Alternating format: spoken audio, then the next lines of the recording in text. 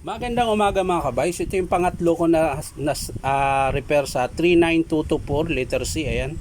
Magkakasama po ito dun sa demolition hammer tsaka yung grinder na repair ko. In-estimate.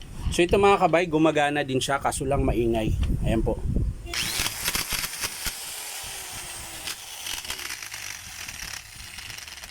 Parang umunguya ng bato.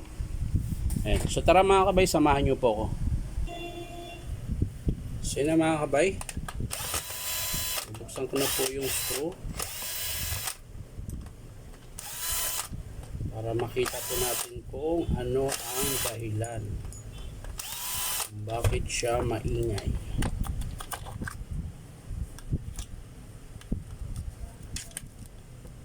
Yun lang. Ayun, sira yung bearing mga kabay. Ito po yun mga kabay. Ito yung dahilan kung bakit maingay siya. Ayan. Ayan. So yan po yung sira niyan mga kabay. Dito naman okay naman. Yung lock okay pa. Carbon brush yan mga kabay. Magpapalit tayo. Basag po yung kabila na carbon nyo. Siguro sa lakas ng vibrate dahil nga po nasira to. So magpapalit po tayo dyan ng armature bearing mga kabay, pati itong sa likuran mga kabay sira din, lakas ng palag.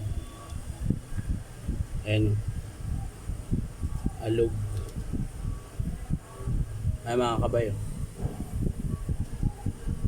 alog po siya, pero mas malala to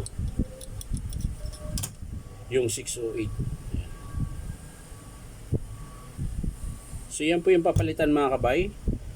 Dalawang bearing, 608 tsaka 607, tapos carbon brush. So yan lang po ang papalitan dito mga kabay. Nga lang di ko muna gagalawin yan. Aantayin natin yung approve ng customer kung ipapagawa niya. Yan. So babalik na lang natin to mga kabay. So yan lang naman po ang estimate natin. Bearing lang tsaka carbon brush. So babalik na lang natin to mga kabay.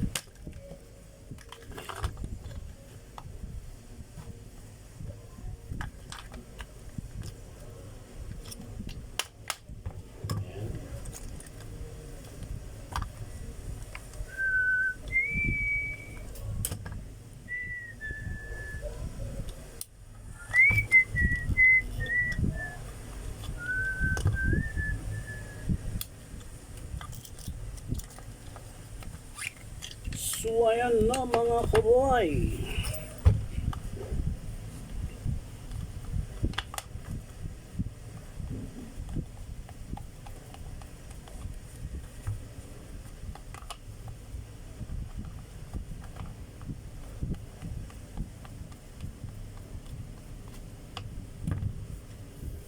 So yan mga kabay, papakita ko na lang sa inyo mga kabay kapag in-approve ng customer. So maraming salamat mga kabay.